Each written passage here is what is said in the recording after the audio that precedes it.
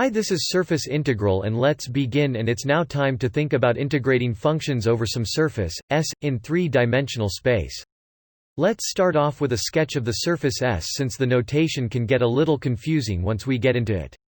Here is a sketch of some surface S. The region S will lie above, in this case, some region D that lies in the xy plane. We used a rectangle here, but it doesn't have to be, of course. Also note that we could just as easily looked at a surface S that was in front of some region D in the yz plane or the xz plane. Do not get so locked into the xy plane that you can't do problems that have regions in the other two planes. Now, how we evaluate the surface integral will depend upon how the surface is given to us. There are essentially two separate methods here, although as we will see they are really the same. First, let's look at the surface integral in which the surface S is given by z equals g x, y. In this case the surface integral is. Now, we need to be careful here as both of these look like standard double integrals. In fact, the integral on the right is a standard double integral. The integral on the left, however, is a surface integral. The way to tell them apart is by looking at the differentials. The surface integral will have a ds while the standard double integral will have a dA. In order to evaluate a surface integral, we will substitute the equation of the surface in for z in the integrand and then add on the often messy square root. After that, the integral is a standard double integral, and by this point we should be able to deal with that. Note as well that there are similar formulas for surfaces given by y equals g x, z with d in the xz plane and x equals g y, z with d in the yz plane. We will see one of these formulas in the examples and we'll leave the other to you to write down. The second method for evaluating a surface integral is for those surfaces that are given by the parameterization. In these cases the surface integral is where D is the range of the parameters that trace out the surface S. Before we work some examples, let's notice that since we can parameterize a surface given by z equals g x, y as, we can always use this form for these kinds of surfaces as well. In fact, it can be shown that Rx times Ry equals square root gx squared plus gy squared plus 1. For these kinds of surfaces. You might want to verify this for the practice of computing these cross products. Example. Let's work some examples. Evaluate double integral S6xy ds where S is the portion of the plane x plus y plus z equals 1 that lies in the first octant and is in front of the yz plane.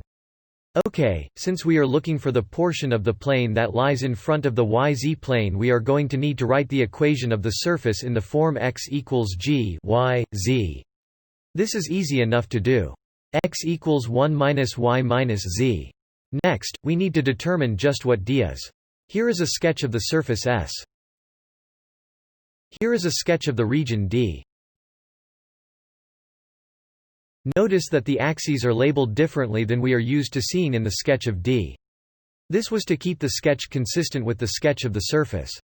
We arrived at the equation of the hypotenuse by setting x equal to 0 in the equation of the plane and solving for z.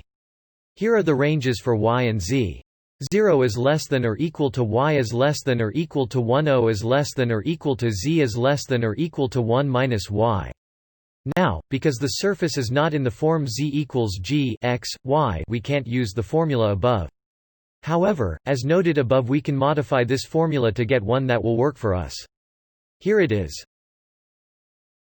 Double integral SF x, y, z ds equals double integral df g y, z, square root 1 plus g y squared plus g z squared dA.